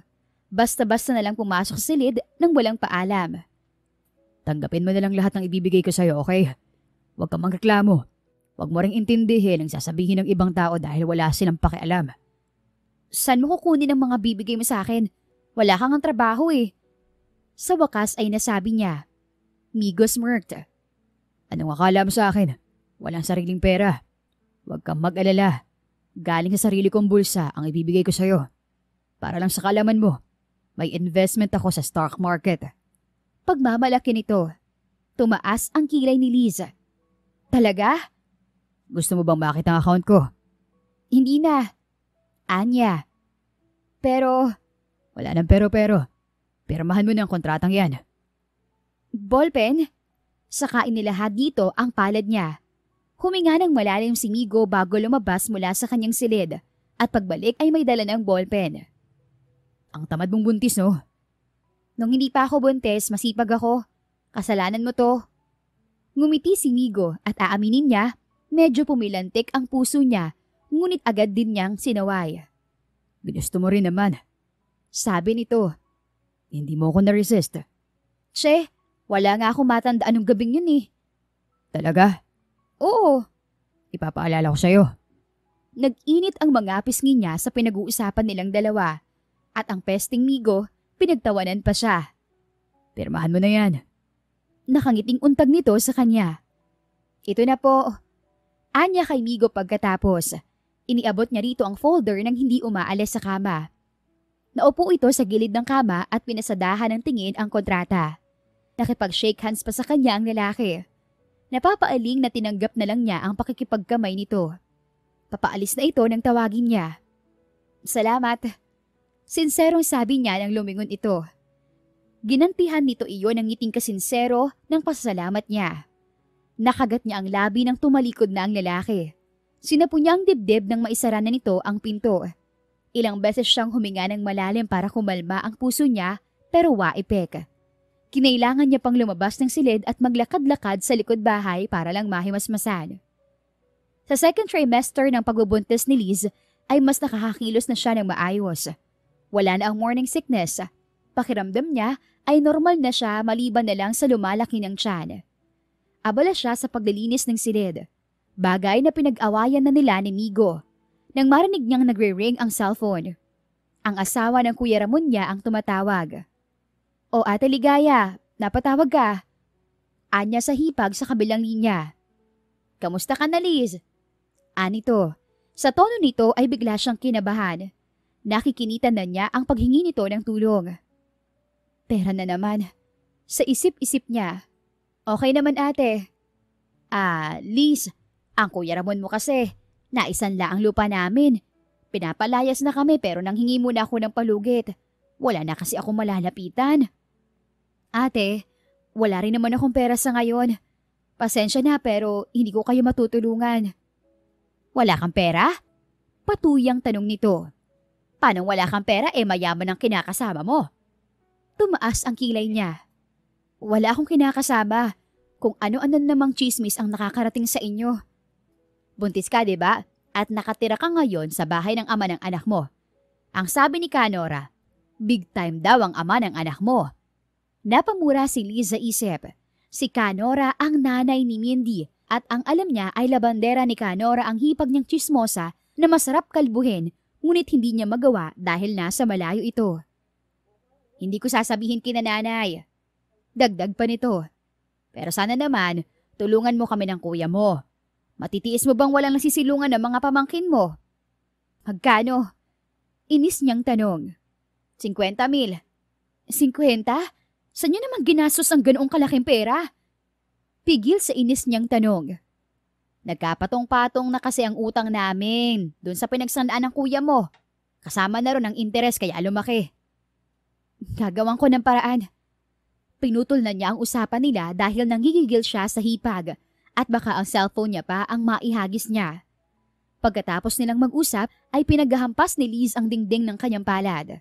Sobrang gulo ng isip niya.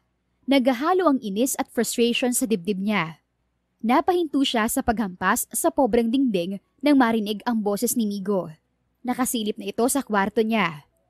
Anong ginagawa mo? Nagtatakang tanong nito habang papalapit sa kanya. Ibinaba niya ang mga kamay at saka umiling. Wala. Bakit mo ginugulpi ang pader? Inaano ka niyan? Pabirong tanong nito. Nang hindi siya sumagot ay iniabot ni Migo ang kanyang mga kamay at tinignan ang mga palad. Napangiwi siya nang makitang sobrang pula ng mga yon. Anong problema? Kalmado lang na tanong ng lalaki. Pilit siyang ngumiti sabay iling. Wala. Huwag mong sabihin nababaliw ka lang. Hindi ba nangyayari lang yun pagkatapos mga anak? Pabirong sabi nito. Wala ngang problema. Giit niya. Sabihin mo na. Umiling siyang muli at saka pilit na itinaboy si Migo palabas ng kanyang silid. Akala mo ba hindi ko malalaman? Wala nga kasi. Gusto mo pa talaga ako magpaimbestiga? Para kang sira. Natatawang sabi niya rito. Tatanungin ko pa ba si Mindy? Sige na. May problema. Pero problema ko lang kaya wag mo nang intindihin. Makakasama sa baby natin yan. Paalala nito. Siyempre pa ay wala siyang panlaban na sagot noon dahil totoo. Kung kaya ko naman tulungan ka, bakit hindi ka nalang humingi sa akin ng tulong? Kaya sa ini-stress mo pa pati si baby. Sa huli ay kinuwento niya rito ang nangyari. Galit na galit pa rin siya habang nagkukwento. Ngunit tinawanan lang siya ni Migo. Ngiting-ngiti ang loko habang pinapakalma siya. Kung pera lang palang gusto ng hipag mo, dapat sinabi mo na kagad sa akin. Hindi yung sinasaktan mo pang sarili mo. Sobrang dami mo ng pabor na ibinigay sa akin. Iyang hiya na ako sa'yo. Tsaka, ano na lang ang iisipin mo sa pamilya ko? Mga oportunista. Ikaw lang naman nag-iisip ng ganun eh. Ayaw nating may mangyaring hindi maganda sa baby natin. Kaya aalagaan natin siya ng tama. Kahit anong bagay ang magpapastress sa'yo, sasabihin mo sa akin para matulungan kita.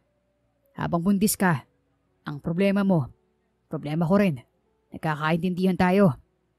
Nakangiti siyang tumango. Teka, bakit may mga cleaning materials dito sa kwarto mo? Akala ko malinaw nang hindi ka maglilinis dito. Ang tigasin talaga ng ulo mo, Liz. Ani, Migo. Hindi na naman kasi maselan ang lagay ko ngayon. Ilang buwan akong hindi nakakahawak ng walis kaya hayaan mo na ako. Ang taba ko na kasi wala akong exercise. Pagdadahilan niya. Gusto mo mag-exercise? Yang ka na naman. Malisyosa to. Natatawang sabi nito. Maglalakad tayo para makapag-exercise ka. Kahit yan lang tayo sa front yard. 30 minutes a day. 3 to 5 times a week. Iyon ang sabi ng OB mo nang tawagan ko siya kahapon. Speaking of OB, ani Liz nang may maalala. Bukas ang schedule ko for ultrasound, di ba? Malalaman na natin ang gender ni baby. Excited niyang wika. Agad na nagliwanag ang mukha ni Migo. Bukas na ba? Oo. Hinaplos nito ang tiyan niya. See you tomorrow, baby. Pagkausap nito sa anak nila, napangiti siya. See you tomorrow rin daw, Papa. Nag-angat ng tingin ang lalaki. Sa pagtatama ng mga mata nila ay pareho silang natigilan. Bumilis ang kanyang paghinga nang mapunta sa kanyang labi ang tingin nito. Ngunit nawala ang mahika dahil nag-ring ang cellphone niya. Nag-iwas ng tingin si Liz saka dinampot ang cellphone. Si Amiel ang caller. Ilang beses siyang nag-isip kung sasagutin ang tawag, hanggang sa tumigil na lang ang pag-ring. Bakit hindi mo sinagot? Unregistered yung number. Baka wrong number lang. Pagsisinungaling niya. Akala ko maglalakad tayo. Oo nga, tara na. Sa harapan ng bahay lang sila naglakad-lakad. Hindi naramdaman ni Liz ang pagod dahil walang tigil ang kwentuhan nila ni Migo. Sa palagay nga niya ay sinasadya nito iyon para hindi niya mamalaya ng oras. Makalipas ang ilang linggo. Sigurado ka ba talaga rito? Tanong ni Liz kay Migo. Ayon sa lalaki ay darating daw si Eliana upang makilala siya. Ilang araw na rin mula nang umuwi sa bansa ang babae. Ilang araw na rin hindi niya madalas nakakausap si Migo dahil madalas itong kasama ng nobya. Parang hinahalukay ang puso niya pero wala siyang magawa. Mas may karapatan naman talaga si Eliana sa panahon at oras ng lalaki. Huwag kang matakot. Eliana won't eat you. Saka sabi ko naman sa'yo, dahil paliwanag ko na sa kanyang lahat at sumang-ayon siya. Mabait yun. Mabait talaga yun. Imagine nagawa ka pa rin niyang patawarin sa lahat ng nagawa mo. Kinindatan lang siya ni Migo. Nasa likod bahay sila at naghihintay na lang kay Eliana. Anumang oras ay darating na ang babae. She's here. Ani Migo. Nakangiti ito sa bandang likuran niya. Hindi magawang lumingon ni Liz. Nahihiya siya sa babae. Hon, this is Liz. Napilitan siyang tumayo at harapin ang babae. Kimi siyang ngumiti at bahagyang tumango. Nilapitan siya ni Eliana at kinamayan. I'm Eliana. Sabi pa nito. Ngiti lang ang itinugon niya. Magpapahanda lang ako ng merienda. Paalam ni Migo at iniwan na sila ni Eliana. Naupo ang babae sa tapat niya. Nag-usap kaming mabuti ni Migo. Simula nito. Hindi ko ipagkakait ang pagiging ama niya sa anak niyo. Tumango siya. Alam ko. Salamat. Alisin mo na ang guilt. Hindi mo naman sinasadya. Yun ang sabi ni Migo. Unless, hindi ko talaga sinasadya. Lasing lang kaming dalawa. Vulnerable pa ako. Hindi ko rin alam ang tungkol sa'yo. Ngumiti si Eliana at tumango. I know. Migo told me about everything. Paano mo nagagawa to? Ang? Patawarin si Migo. Kami. Mahal ko siya. At hindi ka naman nagdedemandang sobra. Hindi mo rin siya inaagaw sa akin. Noong una, ang sabi ko sa sarili ko, pakakawalan ko na siya dahil magkakaanak na kayo. Pero ang sabi niya, mahal niya ako. At hindi mo naman din daw gustong magpakasal sa kanya. Kung may magigilty nga sa ating dalawa, dapat ako yun, di ba? Sa'yo siya may responsibilidad. Pero heto ako, hindi makabitaw. Mahal ko kasi talaga siya. At handa ako makipaglaban basta alam kong mahal niya pa rin ako. Pilit nang ngumiti si Liz. Salamat sa pag-intindi sa sitwasyon ha. Isa lang naman ang gusto kong ilinawin sa'yo. Anito kapag Juan. Wala ka bang gusto kay Migo? I mean, nung mabuo ang bata. Baka wala ka pa talagang gusto sa kanya. Sabi mo nga, you're drunk and vulnerable at that time. Pero ngayon na nakakasama mo siya sa araw-araw sa iisang bubong, hindi ka malang ba nagkakagusto sa kanya? Napalunok siya. Sa huli ay napilitan siyang magsinungaling. Para sa akin, isa siyang kaibigan. Isang mabuting tao na hindi ako tinakbuhan. Imbes ay pinagutan ng bata. Wala nang mas lalalim pa roon. Ngumiti ng matamis si Eliana. Yun lang ang gusto kong malaman. At least now, I can breathe. Hindi na nakakibu pa si Liz. I know it's too soon, but I can be your friend too. Uso naman ngayon ang ganong setup. Dagdag pa ng babae. Sigurado ka? Tanong niya. Tumawa si Eliana bago tumugon. Oo naman. Mas mabuti na yon. Mas makakabuti para kay Migo kung komportable tayong dalawa sa isa't isa. Saan kaya humuhugot ng kasantahan ang babaeng ito? She was too good to be true. O gusto lang nitong magmukhang bida nang mas lalo siyang mag-guilty sa nagawa niya? I guess it takes time. Anito nang hindi siya nakatugon. Pasensya ka na ha. I'm too eager to settle things with you. Natatakot lang siguro kung mawala si Migo sa akin. Mahal ka nun. Sabi niya kahit parang lasang apdo iyon sa dila niya. Ngumiti ito. He told you? Bago pa siya makatugon ay nakabalik na si Migo. May bitbit itong tray ng pagkain. Merienda muna kayo. Habang inaasistihan ni Migo ang nobya, ay nagkusa na si Liz na pagsilbihan ng sarili. Kung noon, siya ang uunahin nito, iba na ngayon. Wala naman siyang planong makipagkompetensya sa atensyon ng lalaki. Ngunit hindi rin naman niya mapigilan ang puso niyang masaktan. Mabuti na lang at hindi nagtagal doon si Eliana. May aasikasuhin pa raw kasi. Inihatid ito ni Migo at naiwan siya roon mag-isa. Kinagabihan ay bumaba si Liz sa kusina para kumuha ng tubig. 11:00 na ng gabi ngunit hindi siya makatulog. Ikot kasi ng ikot ang baby sa tiyan niya. Parang balisa ang anak niya na hindi niya maintindihan. Naupo muna siya sa harap ng kitchen counter. Pagkatapos uminom ng tubig ay pinagmasdan niya ang malaki niyang tiyan. Gustong-gusto na niyang tawagan ang nanay niya dahil ang nais niya ay naroon ito sa oras ng kanyang panganganak. Ngunit may plano na siya. Paluluwasin niya ng Maynila ang mga magulang niya kasama si Flor dahil walang mag-aalaga sa may sakit niyang kapatid. Wala na rin kasi si Manisa sa bahay nila. Kukumbinsihin niya ang mga magulang na manirahan na sa Maynila kasama siya. Kaya na naman siguro ni Robert ang pagsasaka ng mag-isa. 14 na rin ang bunso nila. Mabubuhay ng mga ito nang hindi kasama ang mga magulang nila. Baka naman pwede namang siya naman ang samahan ng mga ito. Ilang taon din niyang tiniis ang pag-iisa sa Maynila. Alam niyang magagalit ang mga ito kapag nakita siyang bagong panganak, ngunit wala na siyang pakialam. Tatanggapin niya ang galit ng mga ito. Ang importante ay naroon ang mga magulang niya para tulungan siyang magpalaki sa bata dahil wala siyang asawa na manghihinga ng tulong. Ang lalim ng iniisip natin. Ani Migo, nasa likuran niya ito, nakangiting nilingon niya ang lalaki. Hindi naman. Bakit kising ka pa? Uminom lang ako ng tubig. Sana hindi ka na bumaba. Dati naman tinatawagan mo ako kapag may kailangan ka. Akala ko kasi wala ka. 2 linggo na si Eliana sa bansa, kaya 2 linggo na rin laging hindi mahagilap si Migo. Miss na miss siguro nito ang nobya. Pasensya ka na ha. Nagka-problema kasi sa negosyo ng pamilya ni Eliana. Kaya madalas akong wala. Tinutulungan ko sila. Pero promise, hindi na ako aalis sa linggong to.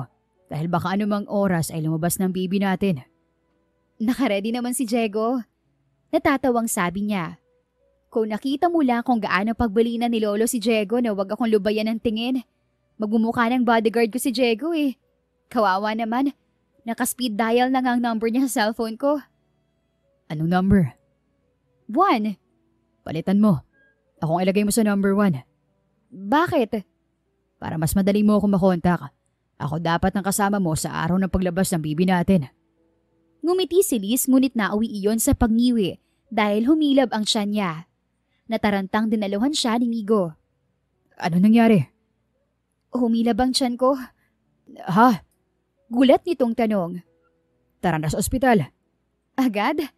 Hindi makapaniwalang tanong niya sa lalaki. Parang hindi ka kinausap ng OB nung huling pa-check up ko ah. Hindi pa to yun. Relax ka lang. Akyat muna ako sa kwarto ko. Inihatid siya ni Migo sa silid, ngunit hindi na ito muling lumabas pa mula roon. Ayaw siya nitong iwan. Kahit na paano ay nakadama siya ng kaligayahan. Nahiga ito sa tabi niya. Kahit na anong pagtataboy ang gawin niya ay hindi ito umalis. Lalo lang siyang hindi nakatulog dahil sa presensya nito. Babantayan daw siya, ngunit mas nauna pa itong nakatulog sa kanya. Para itong may matinding pangangailangan sa tulog. Ano kaya ang pinagkakagawa nito at tila pagod na pagod? Nang magising si Liz ay tanghali na. Paano ba naman kasi magliliwanag na yata sa labas nang makatulog siya? Good morning. Nagulat siya sa biglaang pagpasok ni Migo sa kanyang silid. Kamusta ang paghilab ng tiyan mo? Mukhang hindi pa naman ako makanganak ngayong araw. Maglakad-lakad tayo. Yun ang payo ng OB mo, di ba? Bumangon ka na. Nakahanda ng pagkain mo sa dining area. Pagkatapos kumain, maglalakad na tayo. Sinimangutan niya ito, ngunit sinunod din. Kumakain pa lang sila ay nakatanggap na ito ng tawag mula kay Eliana. Liz, hindi ka pa naman manganganak ngayon, di ba? Okay lang ba kung pupuntahan ko muna si Eliana? Pinilit niyang ngumiti sa katumango. Okay lang. Sasabihan ko na lang si Diego na samahan ka maglakad. Pasensya na talaga. Bawi na lang ako sa pag-uwi ko. Nginitian niya lang ang lalaki. May magagawa ba siya? Hindi nagtagal ay dumating din si Diego at niyaya na siyang maglakad. Tulad ng dati, sa bakuran lang ng mansyon. Ayaw niya ring lumabas dahil baka sa ibang lugar pa siya abutan ng panganganak. Nakakailang ikot pa lang sila nang dumalas ang paghilab ng kanyang tiyan. Huminto muna siya sa paglalakad para huminga ng malalim. Okay ka lang? Gusto mo bang dalhin na kita sa ospital? Tanong ni Diego. Isa ka pang nervyoso eh. Biro niya sa lalaki. Mas maigi na yung sigurado tayo. Dahil dumadalas na at mas sumasakit pa ang paghilab ng tiyan niya, ay nagpasya siyang maligo na para fresh naman siya pagdating sa ospital. Nagbibihis siya nang makaramdam ng matinding paghilab ng tiyan. Halos mapunit niya ang susuoting blouse sa sobrang sakit. Pinindot niya ang speed dial ng kanyang cellphone ngunit hindi sumasagot si Migo. Si Diego na lang ang tinawagan niya. Pagdating nito ay nakabihis na siya. Nasa cabinet ang baby bag. Anya kay Diego. Nagdudugo ng labi mo. Nag-aalalang sabi ni Diego. Sa sobrang sakit kasi ng paghilab ay nakakagat niya ng madiin ang mga labi. Sobrang sakit na, Diego. Lalong nataranta ang lalaki.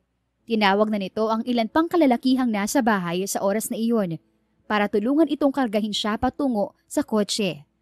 Naiiyak siya sa sakit ngunit mas naiiyak siya na wala roon si Migo. I'm sorry. Ani Migo nang magising si Liz. Hawak ng lalaki ang kamay niya. Doon lang siya nagising matapos manganak. It's okay. Anya, pinilit niyang ngumiti kahit ang hirap gawin. Ang baby. Dadalhin na rito. Ani to. Pasensya ka na talaga na hindi ako naghatid sa iyo rito sa ospital. Pero natawagan ako ni Diego. Pumunta agad ako rito. Okay lang. Ang kulit. I should have been with you at that moment. Pagdating ko rito, kakapasok mo lang sa delivery room. Kasi naman, sa sobrang taranta nila, late na nila akong tinawagan. Tapos, nanggaling pa ako ng Tagaytay. Nagbuntong hininga na lang si Liz. Uubusin ni Migo ang natitira niyang enerhiya. Ang hirap kayong umire sa delivery room. Kulang na lang ay tawagin niya ang lahat ng santo. Maya-maya ay nakarinig siya ng pagkatok. Ang nurse iyon, bit-bit ang baby niya. Ito na po si baby. Nakangiting sabi ng nurse at saka ipinasa ang bata kay Migo. Umalis din agad ang nurse at naiwan na lang silang tatlo roon. Hindi pa tayo nagkakasundo sa pangalan niya. Sabi niya sa lalaki. Ang gusto mo masusunod, Liz? Lindsay. Tapos tawagin natin siyang Isay para cute. Suwestiyon niya. Hi, Isay. Si Papa to. Magiliw na sabi ni Migo sa anak nila. Ang ngiti nito ay hindi matutumbasan ng kahit na ano. Tear-eyed din ang mokong. Patingin naman kay Isay. Sabi niya rito. Maingat na ibinigay nito ang bata sa kanya. Kahawig na kahawig ito ng ama. Wala siyang minana sa akin. Lukot ang mukhang reklamo niya. Ang sabi ni Lolo, hindi naman daw agad makikita kung sinong kahawig. Maghihintay pa tayo ng matagal. Nasaan pala si Lolo? Nasa labas lang. Binibigyan lang tayo ng konting time. Mamaya papasok na sila rito. At hindi mo na mahahawakan tong si Isay. Napangiti na lang siya at muling pinagmasdan ang anak. Ang lahat ng sakit mula sa pagle-labor ay naging sulit. Siya nga pala, Migo. Lilipat na rin agad ako ng bahay ha. Ipapaalala ko lang sa'yo. Ihanda mong lilipatan ko. Kumunot ang noon nito. Wala ka pang isang araw rito sa ospital, yun agad ang iniisip mo. Ipinapaalala ko lang sa'yo. Bakit hindi ka muna magstay sa bahay namin kahit ilang buwan?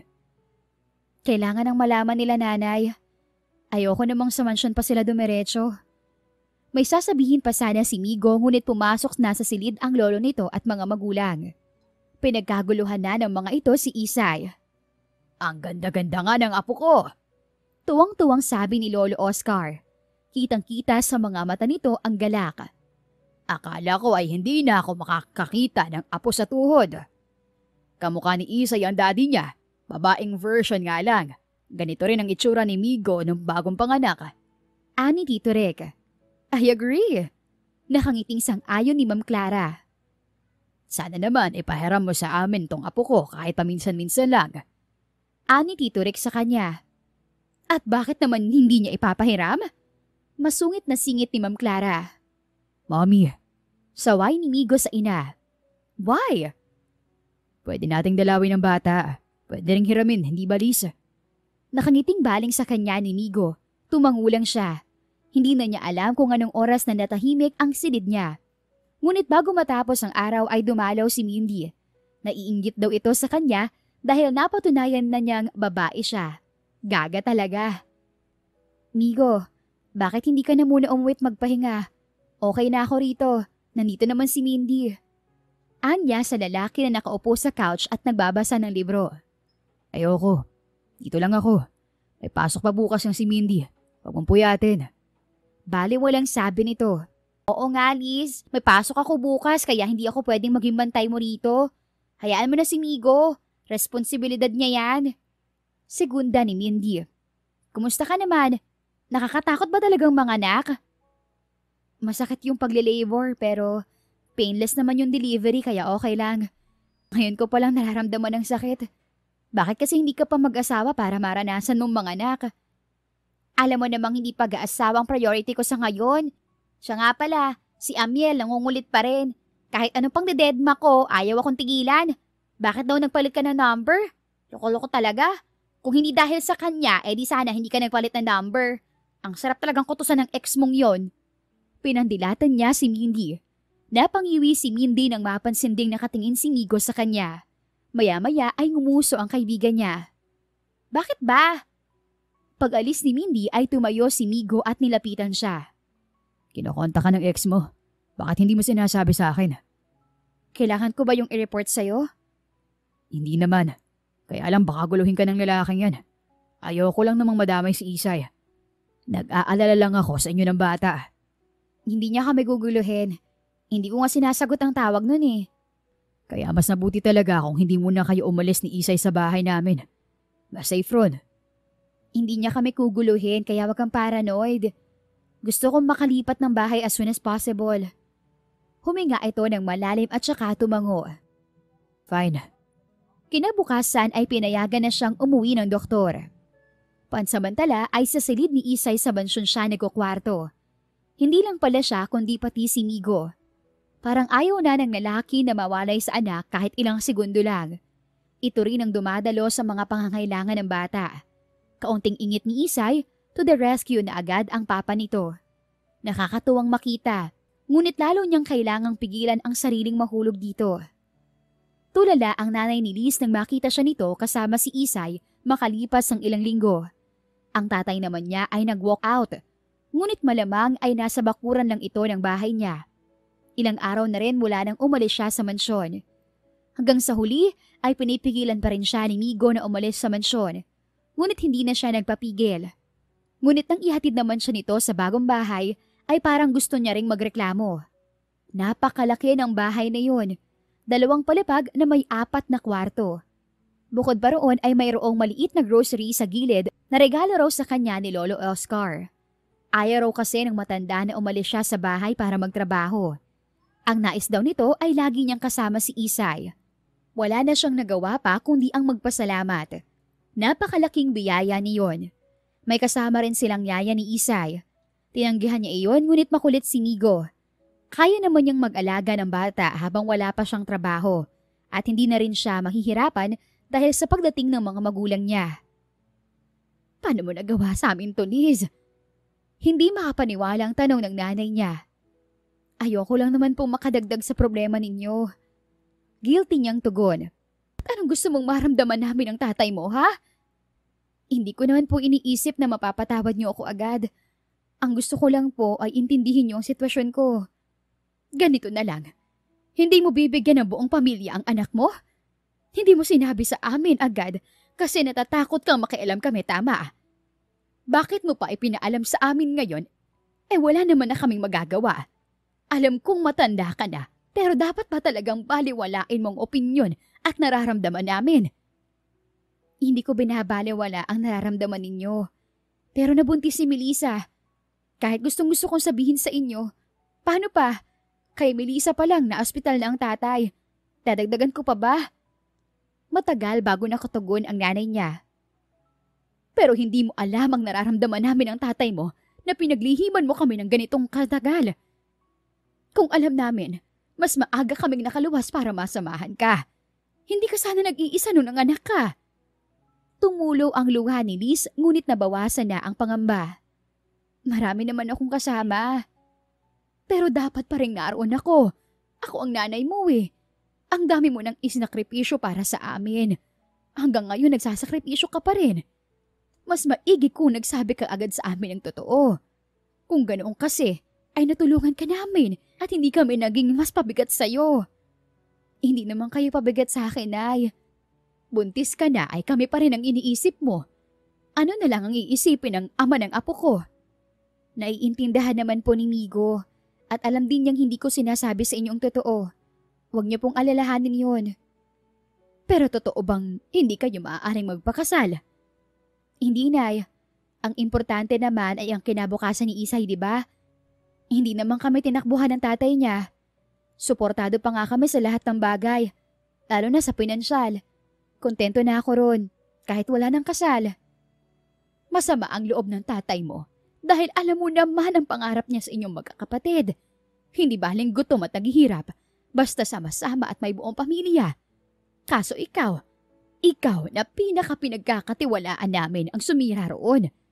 Isa pa iyon sa masakit, Liz. Hindi namin inaasahang mangyayari to sa'yo. Na-disappoint naman din siya sa kanyang sarili noong una, ngunit wala nang lahat ng iyon. Masaya siya sa pagdating ni Isay sa buhay niya, ganoon din sa ama nito. Hindi niya pinagsisisihang minahal si Migo sa kabila ng lahat. Hindi man kayang suklian ni Migo ang pag-ibig niya, ayos lang. Sapat na sa kanyang nakikita itong masaya. Sorry, Nay. Bago pa tumulo ang luha niya ay niyakap na siya ng ina. Gusto kong maranasan mo na magkaroon ng buong pamilya. Ngunit kung hindi iyon ang kayang ibigay ng ama ng anak mo, wala naman tayong magagawa. Mahalin na lang natin ang lubos ng apo ko para hindi siya magrereklamo sa sitwasyon paglaki niya.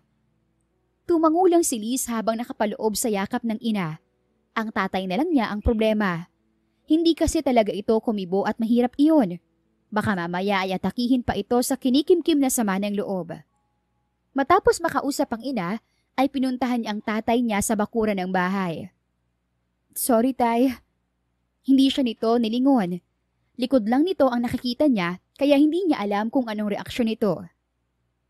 Alam ko pong na-disappoint ko po kayo. Patuloy niya. Napabuntong hininga na lang siya nang hindi pa rin ito sumagot. Mas mahirap talaga itong amuin. Hindi ko alam kung kaya kong tumira na matagal dito, anak. Sabi nito makalipas ang ilang sandali. Pero kailangan ko kayo rito. Baka naman pwedeng kahit ngayon lang. Ako naman ang pagbigyan ninyo. Gusto ko rin kayo makasama. Bakit hindi na lang natin iuwi sa probinsya si Isay? Kawawa naman po si Migo at ang pamilya niya kung ilalayo natin si Isay. Nangako po ko sa kanilang hindi ko gagawin yon. Mahal mo ang ama ng anak mo, ano? Tay? Ayaw mo bang ilayo si Isay o ayaw mong lumayo sa ama niya? Tatay, kahit na paano naman may utang na loob ako sa mga San Lorenzo. Lahat ng meron ako ngayon, mula yon sa tulong nila. Ayoko namang baliwalain ang lahat ng iyon. Kahit magpakakuba ako sa pagtatrabaho, hindi ko mabibili ang lahat ng to. Ituring na lang nating blessing ito katulad ni Isay. Anak, mahal mo nga siya. Nagpapaliwanag ka kahit wala namang dapat ipaliwanag. Nalukot ang muka ng tatay niya. Ano bang pantakip sa mata? Meron ang lalaking iyon at hindi niya makita kung gaano siya kaswerte sa'yo. May mahal siyang iba, Tay. Ako lang naman talaga yung sumingit sa relasyon nila. Gusto ko siya makilala. Makikilala niyo rin siya sa mga susunod na araw. Gusto nga sanang narito siya ngayon sa pagdating niyo kaya lang pinigilan ko eh. Abay, bakit naman? Ayokong salubungin niya ang galit niyo ni nanay. Natawa ang tatay niya. Matanda ka na. Alam mo na ang ginagawa mo. Nalulungkot lang ako dahil ang gusto ko sana ay magkaroon ka ng asawang makakasama habang buhay. At iyon sana ang ama ng apo ko. Pero sa lahat ng anak ko, sa'yo ako may tiwala. Alam kong sa kabila ng maraming pagsubok, mabangon ka. Kung ito man ang desisyon mo, susuportahan kita. Umiyak na naman siya. Para na naman siyang nasa unang trimester ng pagbubuntis sa pagiging emosyonal. Salamat, Tay. Siya na ang lumapit sa tatay niya at niyakap ito. Pero pag-iisipan ko pa rin ang pagtira rito sa Maynila. Alam mo namang nasa probinsya ang buhay ko. Tayong dalawa ang mamamahala sa grocery. Marami tayong pwedeng gawin dito. Mas magiging madali rin ang pagpapagumot natin kay Flor. Pag-uusapan namin ng nanay mo kung anong gagawin. Mahal kita, tay. Alam mo naman yun, di ba? Abay sumipsip pa. Natawa si Liz. Mahal din kita, anak. Kinabukasan, hindi makahinga ng maayos si Liz habang nasa harap ng hapagkainan. Kasama niya ang mga magulang, pati na rin si Migo at Lolo Oscar. Si Flor ay binabantayan muna ang natutulog na si Isay. Ang objective lang naman ng salo-salo na iyon ay ang magkakilala ang mga pamilya nila, pero kabado talaga siya. Baka kasi biglang may sabihin ang mga magulang niya. Sa awa ng Diyos ay hindi naman iyon nangyari. Pagkatapos mananghalian ay iniwan niya muna ang mga ito sa balkonahe at pinuntahan na si Isay. Ang gwapo pala talaga ng tatay nitong pamangkin ko. Ani Flor sa kanya. Kaya tingnan mo kung gaano kagandang pamangkin mo. Hindi ka talaga na-inlove sa kanya, ate? Kailan ka pa naging chismosa, ha? Hala, kumain ka na ron. Ako nang bahala rito kay Isay. Tulog pa rin. Nagulat si Liz kay Migo. Napakaingat nitong magbukas ng pinto pagkatapos ay biglang magsasalita. Tulog pa. Naupo ang lalaki sa stool na malapit sa crib ni Isay. She's getting prettier every day. Anito habang nakatingin sa natutulog na anak. Bawas-bawasan mo ng pagdalaw mo rito. Baka mag-away na kayo ni Eliana. Mula nang lumipat ako rito, kahapon ka lang pumalya ng dalaw. Halos dito ka na tumira. Sermon niya sa lalaki. Bakit parang ayaw mo nandito ako? Siyempre gusto kong makita si Isay araw-araw. Baka mamaya mag-away na kayo ni Eliana niyan. Huwag mo nang intindihin ang personal life ko. Hayaan mo lang akong makasamang prinsesa ko araw-araw para gandahan ako magtrabaho. Magtrabaho? SL Prime is hiring me. Natawa siya. Lolo mong presidente ng San Lorenzo Prime. Hiring ka pa riyan. I realized I have to learn how to run a company. Balang araw, ipapasok ko yun kay Isay. Buti naman at dahil kay Isay ay na-realize itong kailangan itong mag-mature. Nang magising si Isay ay hindi na niya nakausap si Migo. Ang buong atensyon nito ay nasa anak na. Ibinaba nito si Isay para makita ni Lolo Oscar. Tuwang-tuwa ang tatlong kalalakihan sa munting prinsesa. Napapalibutan si Isay ng tatay niya, ni Lolo Oscar at ni Migo. Nakangiti lang si Liz habang pinagmamasdan ang mga ito. Pagkaganda-ganda talaga ng apo ko. Anang nanay niya. Katabi niya ito at pinapanood lang din ang pagkagiliw ng lahat kay Isay. At napakaswerte niya sa mga San Lorenzo. Sa atin din naman, Nay. Pero aminin mo, anak, hindi natin kayang ibigay ang lahat ng magagandang bagay na kaya nilang ibigay. Kahit papano, nagpapasalamat na rin ako dahil sigurado na ang kinabukasan ng apo ko. Kaya naman natin siyang mahalin ng todo-todo. Iyon ang pinakakailangan ni Isay. Huwag na kayong mag-isip ng kung ano-ano riyan. Madilim na sa labas nang umuwi si Migo at Lolo Oscar. Kulang na lang ay bitbitin ng dalawa si Isay pabalik ng mansyon. See you tomorrow, Liz. Ani Migo sa kanya. Magkikita na naman tayo bukas? Pabirong tanong niya. Ayaw mo ba? Baka magkasawaan na kayo ni Isay niyan. Hindi ako magsasawa sa prinsesa ko. Anito sabay kindat. Sige na, mag-iingat kayo ni Lolo ha. Ayusin mo ang pagdadrive. Yes, ma'am. Pagpasok niya sa bahay ay napansin niyang nag-aabang ang mga magulang sa kanya. Nakapagdesisyon na kami, anak. Anang nanay niya. Dito na kami titira sa Maynila. Talaga? Masayang-masaya niyang tanong. Oo. Ang sabi ni Sir Oscar, ipapasok niya sa scholar ang tatlong kapatid mong nag-aaral. Pwede raw natin silang patirahin dito. Magsasama-sama na tayong lahat dito sa Maynila. Excited na pagbabalita ng nanay niya. Nakakahiya nga kay Sir Oscar. Sabi ng tatay niya. Pero mapilit siya, pati na rin si Migo. Ayaw ng batang yon na kayo lang ni Isay ang naririto. Mas kampante raw siya na narito kami. Sigurado ka bang wala kayong relasyon? Tanong pa ng nanay niya. Kung may relasyon kami, E di sana nagpakasal na kami. Wala talaga, Nay. Giit niya. Niyayaya na ako magpakasal ni Eliana. Sabi ni Migo kay Liz isang araw. Nasa kwarto sila kasama si Isay. Kalong nito ang bata habang siya naman ay nanonood ng TV. O edi magpakasal na kayo. Bakit mo pa sinasabi sa akin? Kapag ba pinigilan ba kita? Pagpapigil ka? Pabirong tugon niya. Imbis na sumagot ay tinitigan lang siya nito. Titig na tila sumasagot ng oo. Siya na ang nag-iwas ng tingin at baka madala siya ng damdamin at bigla siyang lumuhod sa harap ni Migo para pigilan itong magpakasal. Nagkunwari siyang abala na ulit sa panonood ng TV kahit wala na roon ang atensyon niya. Nang makatulog si Isay ay inilapag na ito ng lalaki sa crib. Nakinood ng lalaki ng TV kasama siya. Tahimik lang silang dalawa habang nakaupo sa kama. Kapag pinigilan mo ako, magpapapigil ako. Maya-maya ay sabi ni Migo. Dahil doon ay muntik siyang mahulog sa kama. Tama ba ang dinig niya? Tiningnan niya ang lalaki. Sinusukat kung seryoso ba ito. Anong pinagsasabi mo riyan? Kung ang pumipigil sa'yo ay si Isay, maiintindihan din niya ng bata paglaki niya. I realized I fell out of love with her. Eh di wag ka magpakasal. And I fall in love with you.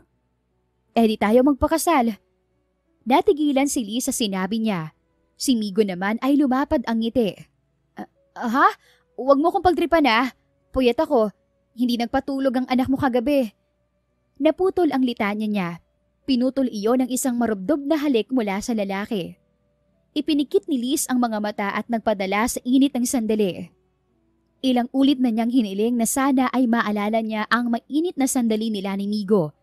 Kaya nang matikman ang halik nito nang hindi siya lango sa alak, ay wish granted na. Ganoon pala kasarap ang labi nito. Mga labing kayang alisin ng lahat ng isipin niya. Hanggang sa matapos ang halik ay hindi niya maidilat ang mga mata. Ang ngiti ng lalaki ang nagisnan niya pagkadilat. It was a loving smile. Ngiting nangangako ng bagong bukas. Ngunit bago pa kung ano-ano ang isipin niya, ay kailangan niyang linawin dito ang lahat. You fell out of love with her? Baka naman sa susunod, linya mo na yan para sa akin at sinasabi mo sa ibang babae. Diskumpiyado niyang tanong. Hindi ko nga magawang tumingin sa ibang babae dahil sa'yo. Nung kami ni Eliana, madali lang ang tumingin sa iba. Pero nung dumating ka at dahan-dahan pumasok sa puso ko, wala na akong ibang inisip kundi ikaw lang. I've never met anyone else when you came into my life. Wala pa tayong relasyon. Nag-guilty na akong tumingin sa ibang babae. Kapag tinanggap mo ako sa puso mo, tuluyan na akong mabubulag sa iba at ikaw na lang ang titingnan ko. Nung kayo pa ni Eliana, ang ibig sabihin, hindi na kayo? Paglilinaw niya. We broke up a week ago. Eh anong kasal-kasal yung sinasabi mo? Inis niyang tanong. Gusto ko lang makita ang reaksyon mo. Nakangising tugon nito. Sira ulo. We broke up because I realized it's you I want to see every day. Dumating ako sa puntong hindi na lang si Isay ang dahilan na pagpunta ko rito. Yung damdamin ko sa'yo, dahan-dahang lumalago. Matagal ko nang nararamdaman pero hindi ko pinapansin. Everyone is telling me that I'm falling for you. But I'm too stupid not to accept it. Iniisip ko si Eliana. Ayaw ko na siyang saktan ulit dahil maraming beses ko na yung nagawa. Pero mahal talaga kita eh. Kaysa mag-away kami na mag-away ni Eliana tungkol sa pagdalaw ko sa iyo araw-araw, sinabi ko na lang sa kanya ang totoo. Tinanong niya ako kung minahal ko ba talaga siya. I said yes. Yung mga unang buwan na magkasama kami, nasariwa pa ang relasyon namin. Alam kong minahal ko siya, but everything changed when she went away. Siguro marupok lang talaga ako. Tapos dumating ka pa. Ikaw ang pinakamatinding temptation sa lahat. Lahat ng babaeng dumaan sa buhay ko, sigurado akong physical attraction lang. Maybe we started that way too, but you find your way to my heart. And when you reach that part, hindi na kita maalis doon. Huminga siya ng malalim. Aaminin ko sa'yong mahal din kita. Hindi naman kasi yun mahirap gawin eh. Kaya lang, Migo. Nagdududa ka. Tumango siya. Paano kung bigla ka may makilalang iba? Paano kung ngayon lang itong nararamdaman mo tapos pagkalipas ng ilang buwan mo wala na? Natahimik si Migo at saka tumango. Itsurang talunan ito. Pero susugal ako kasi mahal kita. Sa sinabi niya ay napaangat ng tingin ang lalaki. Ganun naman yun, di ba? Kailangan nating subukan para makita natin kung uubra. I'm willing to take a risk with you. May anak na tayo. Wala nang mawawala. Kapag nagtagumpay tayong dalawa, hindi lang tayo ang magiging masaya, kundi pati na rin si Isay. Thanks, Liz. Hindi ako mangangako ng kahit ano. Papatanayan ko na lang sa'yo na kaya kong magbago para sa'yo at kay Isay. Wala ngayon. Kayong dalawa na lang ang babae sa buhay ko. Huwag mong kalimutan ng mommy mo. Baka ipakulam ako nun. Nagkatawanan silang dalawa. Inabot ni Migo ang kamay niya at marahan siyang hinila para magkadikit sila. Inakbayan siya nito habang nakasandal sila sa headboard. Anong unahin natin? Kasal o binyag? Tanong ni Migo sa kanya. Siyempre kasal. Sa gulat niya ay bigla na lang may isinuot ito sa daliri niya. Kumikinang na diamond ring iyon. Napanganga muna siya bago nakapag-react. Wala ba tong kasamang tanong? Alam ko na naman ang sagot. Nakangising sagot nito. Wow ha? Inis niyang tugon. Liz, be my wife.